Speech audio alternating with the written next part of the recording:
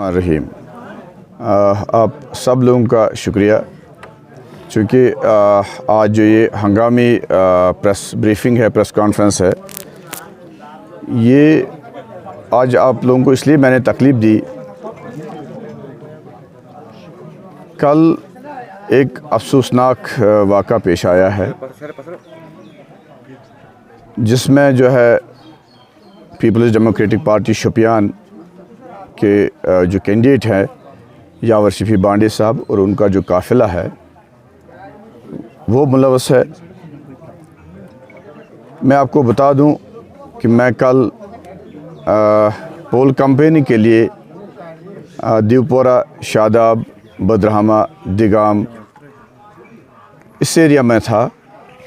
तो शाम 6:30 बजे मैंने अपनी जो पोल कंपेन बंद की, तो मैं वहाँ से वापस आ रहा था।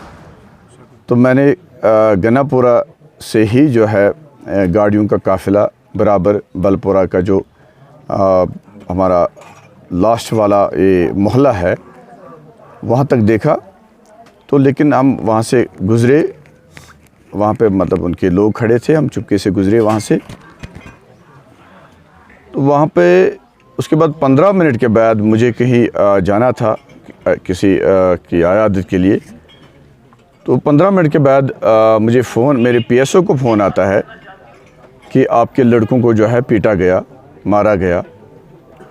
तो मैं वो सब छोड़ छाड़ के आ गया। तो मैंने देखा कि हमारा एक लड़का रेमीज़ अहमद भट्ट वल्द मोहम्मद यूसुफ भट्ट गनापुरा का, वो बुरी तरह से ज़ख्मी था। उसके सर पे जो है रॉड मारी गई थी। तो जब मैंने पता किया पूरा मामला, तो हमारी जो लास्ट वाली गाड़ी थी तो उसमें जो है उनने उसको रोका है। उसमें हमारे जवान 10-15 थे। तो उनको जो है घसीटा गया, नीचे उतारा गया और गाड़ी के आगे, गाड़ी के ऊपर स्पीकर रखा। वहाँ पे माइक उनके ये ना वो बांग्ला टाइप जैसे वो ना बदतमीज़ी की जो हथियार होते हैं, गाली गलोच वो की है और मासूम नौजवानों को पीटा गया है। तो इस वाक़े को जो है मैं बड़ा अफसोसनाक मानता हूँ।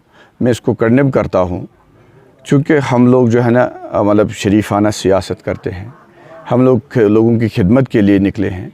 हमारी सारी जो लाइफ है वो लोगों के सामने है। हमने अल्लाह न करे कभी किसी को गाली नहीं दी होगी, कभी ज़िंदगी में हमने कोई गुंडागर्दी नहीं की होगी। और ये आप देदा दिलेरी देख लीजिए। एक तो ये है कि आप एमसीसी वायलेशन कर रहे हैं। आप 6 बजे बलपोरा पहुंच के 7:30 तक बलपोरा में बैठे हैं एक डिज़ाइन के तहत।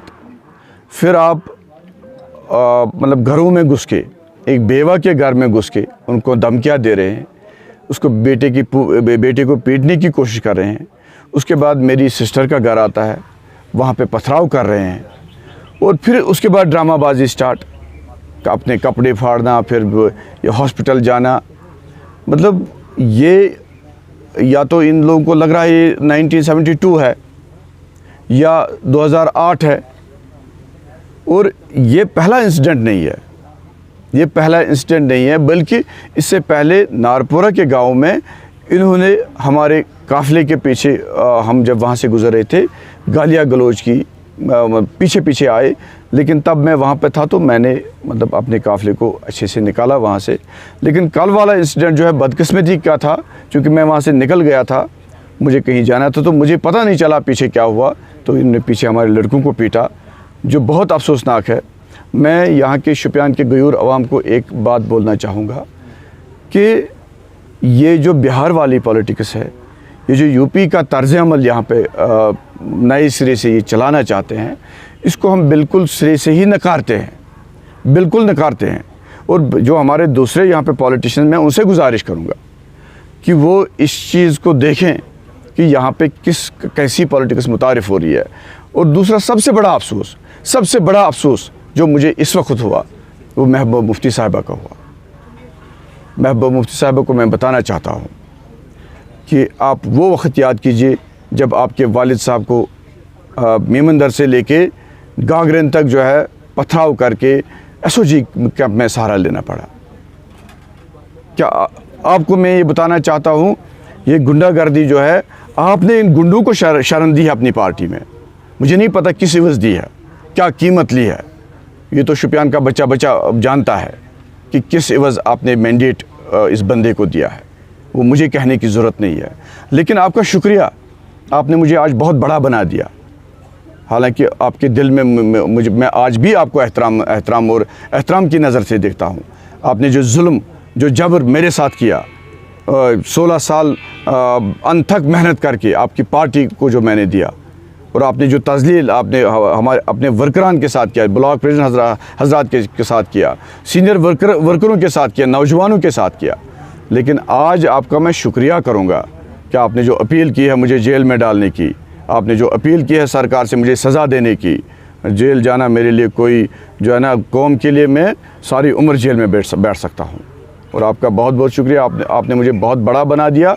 लेकिन एक बात ज़रूर बताऊँगा कि ये जो आप आज ये बोल रही हैं कि इंजीनियर रशीद साहब की पार्टी प्रॉक्सी की है, तो मुझे लगता है मतलब ये बहुत शर्म की बात है कि आपने तो 2014 में बीजेपी के साथ गठजोड़ किया, हाथ मिलाया। अगर आज इंजीनियर साहब को आप प्रॉक्सी बोलते हैं, जो जेल में हैं, जो इस कौम के लिए कुर्बानियाँ दे रहे हैं, तो इससे बड़ी शर्म की बात और क्या हो सकती है। मुझे नहीं पता आपके ये एडवाइज़र्स कौन है, आपको कौन बुलवाता है ये, लेकिन आपका बहुत बहुत शुक्रिया, क्योंकि आपने हमें हमारा कद बहुत ऊँचा कर दिया। तो साथ ही साथ मैं एक बात मतलब क्लियर बोलना चाहता हूँ, हम महज़बाना सियासत करते हैं, हम शराफत की सियासत करते हैं, और हमारा शेवा है कि हम शरीफ लोगों के लिए सियासत करते हैं।